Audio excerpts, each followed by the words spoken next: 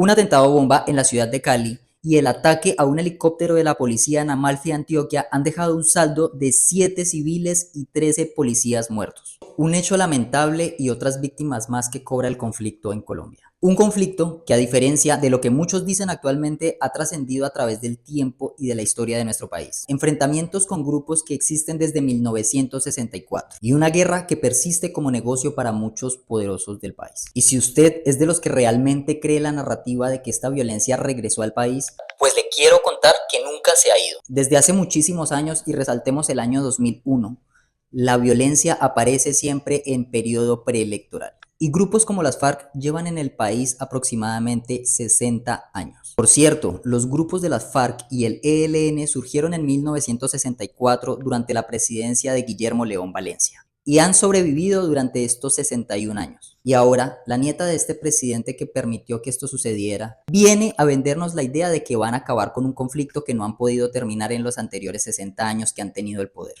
No se dejen engañar. Este tipo de atentados y este tipo de ataques con artefactos explosivos siempre han aparecido cuando les es más conveniente a los que comercian con la violencia en Colombia. Y por esto les voy a enumerar algunos de los hechos violentos que se han presentado a lo largo de la historia del país. Y muy en especial el periodo entre el año 2001 y 2010, que corresponden al periodo previo y presidencial del Álvaro Uribe Vélez. Mayo de 2001, carro bomba en Medellín. 42 heridos por carro bomba en enero de 2001. 14 muertos por carro bomba en abril de 2002. Atentado en la policía en octubre de 2002. Atentado en Villavicencio. 2 atentados en Bogotá en diciembre de 2002. Atentado en Bogotá en abril de 2002. Atentado en El Nogal en 2003. Carro bomba en Bogotá en octubre de 2003. Estalla carro bomba en Bogotá en marzo de 2003. Atentado en discoteca de Bogotá en mayo de 2004. Atentado en Tame, mayo de 2004.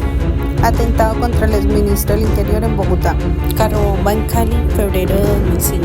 Atentado en la Universidad Militar, octubre de 2006. 6 fallecidos deja atentado en Buenaventura. Atentado contra estación de policía, abril 2007. Atentado con explosivos, agosto de 2008. Atentado en Cali contra comisaría, febrero de 2008. Atentado contra Palacio de Justicia, septiembre de 2008. Carro bomba en Puerto Colombia, marzo de 2010. Carro bomba en Bogotá, agosto de 2010. Atentado contra Escuela de Cadetes en enero de 2019. Atentado en base aérea de Yopal, enero de 2020. Atentado en Saravena, enero de 2022. Y quiero recordarles que en el año 2006 se presentaron una serie de autoatentados bomba, perpetrados por el ejército en alianza con grupos al margen de la ley, justo antes de la posesión de Álvaro Uribe en su segundo periodo presidencial. El mismo que siempre ha sembrado violencia en el país para vender seguridad. Qué coincidencia, ¿no? ¿O ya olvidaron que Álvaro Uribe Vélez no iba a su propio juicio en Palo Quemado, en la ciudad de Bogotá, por su seguridad? Pero sí apareció un par de horas después de que explotara un artefacto bomba en la ciudad de Cúcuta a dar su discurso político tranquilamente en vía pública.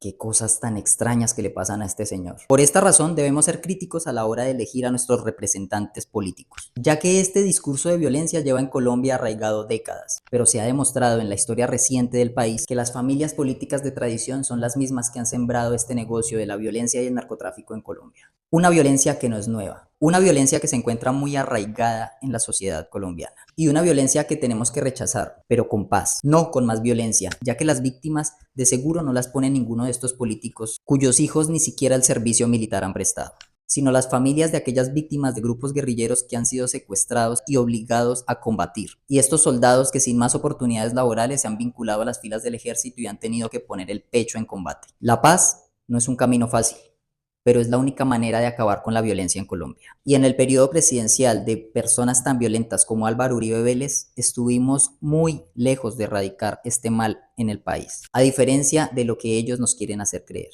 ya que estamos hablando de alguien que no solo está presuntamente relacionado con la parapolítica, sino que fue el principal impulsor del negocio del narcotráfico en Colombia. Presuntamente. Quien le puso alas al negocio de la droga. Se llama Álvaro Uribe Vélez y Pablo lo idolatra. Sí. Mi negocio y el de mis socios es el transporte, le dice a usted Pablo Escobar, a $5,000 por kilo asegurado.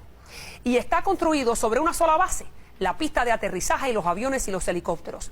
Ese muchacho, Álvaro Uribe, ese muchacho bendito, con ayuda del subdirector César Villegas, nos concedió docenas y docenas de licencias para las primeras y centenares para los segundos. Sin pistas ni aviones propios, todavía estaríamos trayendo la pasta de coca en llantas desde Bolivia y nadando hasta Miami para llevarle la mercancía a los gringos. El narcotráfico se dispara. Todos estos tipos eran delincuentes del bajo mundo durante los años 70 y empiezan a entrarles esos raudales de dinero entre el 80 y el 82. Es cuando esas fortunas se vuelven de billions, según Forbes y Miles de Fortune. millones de millones. Según Forbes y Fortune.